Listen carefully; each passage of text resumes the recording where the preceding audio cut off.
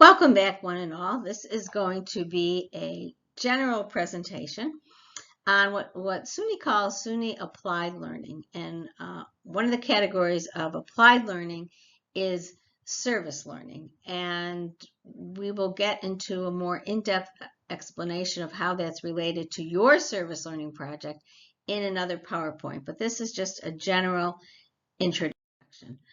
So basically, you are going to help change the lives of children by advocating for them through writing a letter on a particular issue, children's issue that needs some money, like increased funding for child care programs, and then getting other people to sign them and then sending them to the elected officials. So you will be changing yourselves and changing children at the same time, so you're not just going to be listening to theory, you're really going to be actually doing something for others.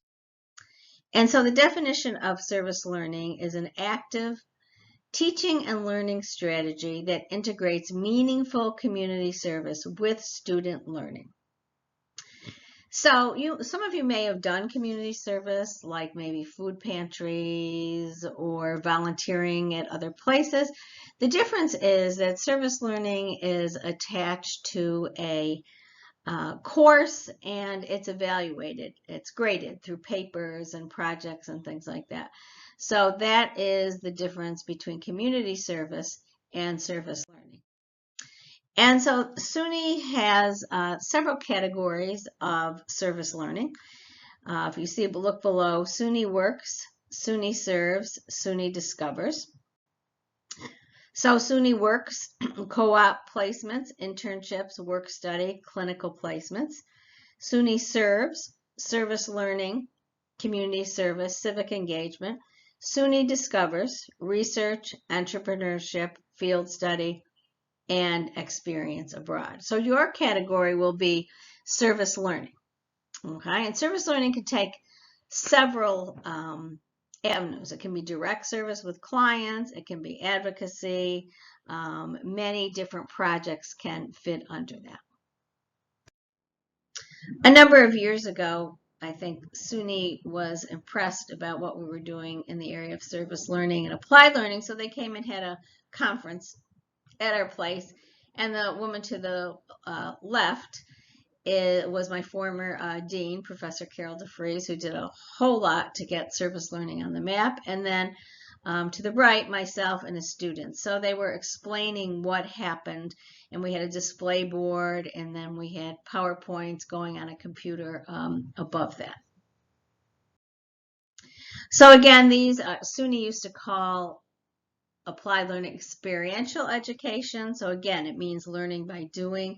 These are the different categories. So I encourage you to kind of pause this and read some of the descriptions. So the descriptions have remained more or less the same. SUNY just now calls it applied learning. And a number of years ago, myself and students would go to the Capitol.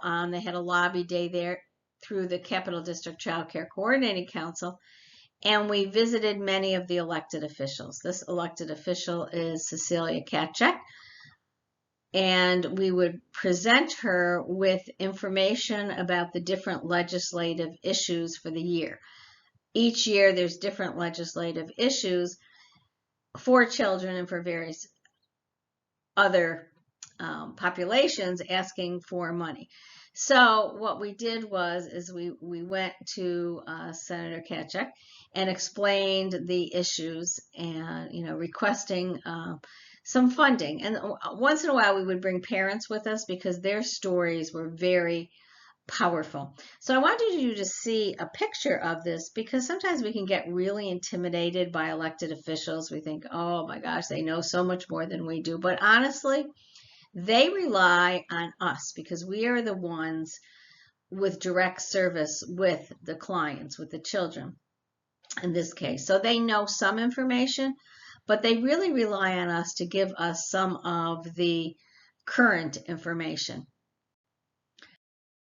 So we gave them a packet. This was what's in the packet. And to the right is was the schedule for the day and then some other information. And I have to say they were always grateful for what was in the packet. So the agendas were the same, but the way we discussed them depended on the particular senator or assembly person. And most of the topics we discussed, but the most we discussed were the Universal Pre-K and Quality Stars New York. Universal Pre-K is advocating more money so that more children could get educated and go to preschool, which kind of levels the playing field for everybody. Quality Stars New York is a rating system for childcare. And if you are looking for a childcare center, if they have the Quality Stars rating, you know they are kind of shoulders and above, head and shoulders above other childcare centers. So these are the core components of service learning: investigation, planning, action, reflection, demonstration, and celebration. They're the same for any project that you will do in service learning. They all look slightly different. So the first one, investigation: identify possible community partners, conduct research to determine the extent and nature of the need. So basically, your community partners will be the elected officials, which you will identify, will help you figure out where you get their addresses and who they are. And then you're not really going to be conducting research, but you will be reading the child care legislative items issues and picking one that you're passionate about and writing a letter to your elected official and then getting 5 other people to sign it, either by email, probably by email, and then you will be sending it off to your elected officials. So it's not really all that difficult. There's just steps, and again, I will have another PowerPoint about what those steps are. So some students, this particular students, Melissa, Fanana, and Rachel, were in this particular class and in the SOC 127 interpersonal and group dynamics class, which that is a more direct service learning project. So they did advocacy and direct service learning. What they did was, you see the bulletin boards that they made, the trifold. They did an advocacy board, and they advertised the child care items, what advocacy was, put some helpful information for parents, and then they realized that Zoller School hardly had any physical education equipment, so they collected probably over $1,000 worth of equipment that children could use, basketballs and hula hoops and all kinds of equipment like that, and then they had a field day and helped them. Then they let the children use it. So they combined advocacy with direct service.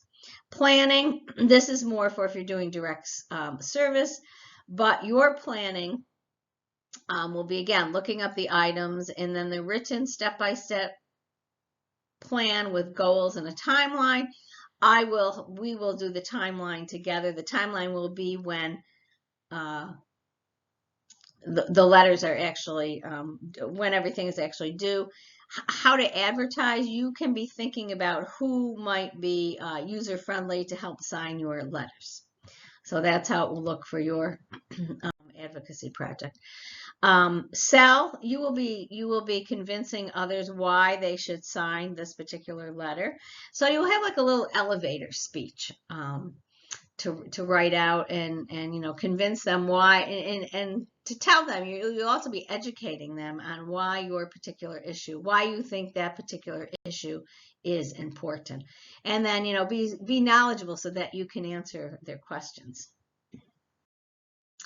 Reflection. You reflect on the service learning process. You will do this through the agency and advocacy paper that you write. You will also do it through, in your journals, there's an opinion section. So you might write some kind of an opinion about the chapter and linking it to what particular legislative item you are going to be advocating for. And the last step is demonstration and celebration. You will not be doing a group presentation of the service learning experience, but you will be demonstrating what you learned through the advocacy and issue paper and actually through writing the letters. But in the direct service learning experience and my other classes, students do present a group project. But again, you will not be doing that, okay? So hope this was somewhat clear. Feel free to listen to it again if you need to, and see you in the next PowerPoint. Have a great day.